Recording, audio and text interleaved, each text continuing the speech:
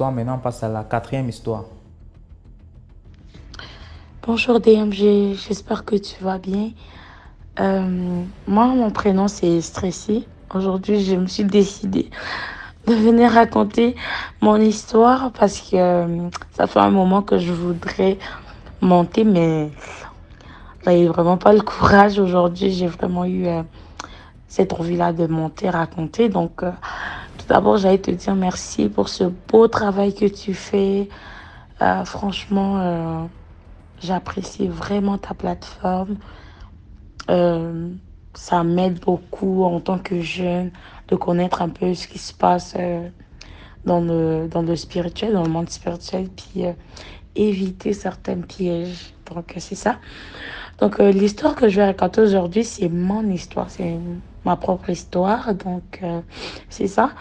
Cette histoire s'est passée, ça fait des années, quand j'étais très jeune, quand j'étais, disons, nourrissant. Quand j'étais nourrissant. Cette histoire m'a été racontée par mon père. Donc, c'est ça.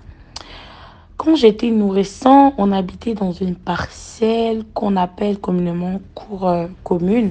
Donc, mon père louait avec ma mère dans une parcelle. Et la propriétaire de cette parcelle, c'était une dame. C'était une vieille dame. Donc, une maman et tout. Cette dame-là était gentille, très gentille avec les locataires et tout. Mais il y avait un phénomène qui se passait dans cette parcelle-là. Tous les enfants qui vivaient dans cette parcelle-là, dès qu'il était 23 heures, tous les enfants se mettaient à pleurer toute la nuit jusqu'à 5 heures du matin. Donc c'était pareil pour moi. Donc la journée, j'étais calme comme enfant. En général, moi, j'étais une enfant assez calme. Je pleurais quand il fallait pleurer pour les choses importantes, comme manger ou quand j'avais besoin d'être changée et tout. Mais dans cette parcelle-là, dès qu'il était 23 heures, je me mettais à pleurer. Donc, pleurer. Mes parents ne dormaient pas. Je pleurais toute la nuit. Et ça s'arrêtait juste à 5 heures du matin et 6 heures. Et à un moment donné, mon père était, ça commençait à le fatiguer. Il était énervé de la situation. Il a d'abord demandé à ma mère, ok, essaie d'aller dormir d'abord avec l'enfant ailleurs. Donc ma mère est partie 2 jours chez une de ses amies. Et ces 2 jours passés là, elle s'est rendue compte que j'avais dormi paisiblement toute la nuit. Vraiment, j'avais dormi tranquillement. Mais quand ils reviennent à la maison, la même routine reprenait. Donc, mon père, face à cette situation, il avait décidé d'aller en parler à son oncle. Donc, il va voir son oncle. Il explique la situation de son oncle. Et son oncle dit, non, non, non, c'est pas normal. Donc, mon oncle a décidé, l'oncle à mon père, a décidé de l'emmener voir une praticienne. Donc, c'est ça, ils arrivent chez la dame. Et mon père explique à la dame l'histoire. Donc, la dame, c'était une voyante et tout, je sais pas, quelque chose comme ça. Et la dame explique à mon père que non, la personne qui fait tout ça, c'est la propriétaire de la parcelle. Donc, elle explique à mon père que non, la dame a un serpent et ça fait que chaque nuit, la dame se transforme en serpent. Elle va dans les maisons des gens qui habitent là avec leurs enfants. Elle va envoûter les enfants. Donc, je sais pas, elle va, si c'est voler les chances et tout. Donc, comme les enfants sont assez sensibles, c'est pourquoi ça fait en sorte que les enfants, toute la nuit, pleurent. Et elle a expliqué, dans cette parcelle, il y avait un enfant. Cet enfant avait l'âge de marcher, mais cet enfant ne marchait pas. Donc, le serpent l'avait rendu handicapé. Donc, c'est ça. Et la dame a donné à mon père une poudre. Elle a dit à mon père, vas-y, prends cette poudre-là, mets-le devant la porte de la maison.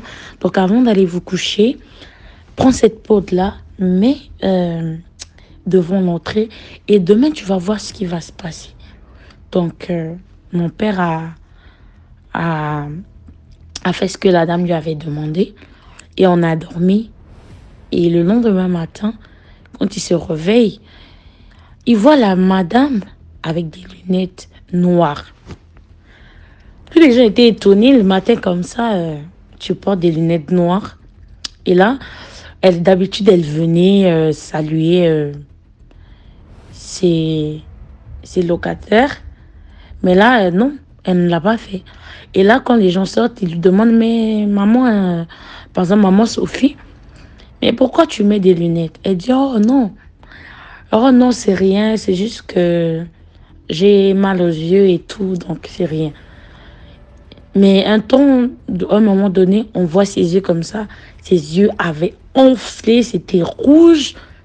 Donc, elle n'arrivait pas à bien voir d'où elle avait mis les lunettes parce que la lumière lui faisait mal aux yeux. Les yeux avaient enflé et tout. C'est là que, quand mon père retourne chez la dame lui dit, oui, cette poutre-là, elle était venue en serpent. Et ça fait que cette poutre-là l'a brûlé les yeux. Donc, ça l'a brûlé le visage, ça l'a brûlé les yeux. Et quand mon père s'est rendu compte de ça, le même jour, quand mon père a compris que cette dame-là voulait me détruire moi parce qu'elle avait vu, quand elle voit des enfants qui ont des étoiles, elle essaie d'aller voler ces étoiles-là. Donc, quand mon père s'est rendu compte que non, cette dame-là, c'était une sorcière. Donc, la dame lui a dit que non, elle est une sorcière et le serpent, c'est son totem. Donc, ce serpent-là va voler les étoiles des enfants, gaspille les enfants. Donc, comme l'enfant qui ne marchait pas. Donc, c'est ce serpent-là qui fait en sorte que cet enfant ne marche pas. Et si on reste dans cette parcelle-là, elle risque de m'affecter aussi, de détruire ma vie. Donc, le même jour, quand mon père est rentré à la maison, il a dit à ma mère, toi, aujourd'hui, tu ne dors pas ici avec l'enfant. Prends l'enfant, vous allez aller dormir chez une amie. Et ma mère m'a pris ça, aller dormir chez une amie. La même journée, mon père est allé avec son oncle faire des démarches. Il a trouvé une autre maison. Le lendemain, on avait déménagé. Et dès qu'on a déménagé, on n'avait plus aucun contact avec cette dame-là, ni avec sa parcelle.